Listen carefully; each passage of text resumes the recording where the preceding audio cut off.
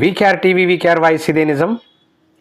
నా ఫ్యాన్స్ అంటే నాకు పిచ్చి అని చెప్పేసి అల్లు అర్జున్ గారు ఆల్రెడీ ఒక వేదిక మీద, ఒక సినిమా వేదిక మీద, మారుతీనగర్ సుబ్రహ్మణ్యం అనేటటువంటి ఫ్రీ రిలీజ్ ఫంక్షన్లో అభిమానులను ఉద్దేశించి మాట్లాడడం జరిగింది.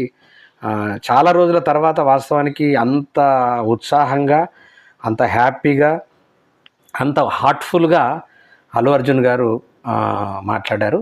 మంచి యాక్టర్ వాస్తవానికి అల్లు అర్జున్ గారు.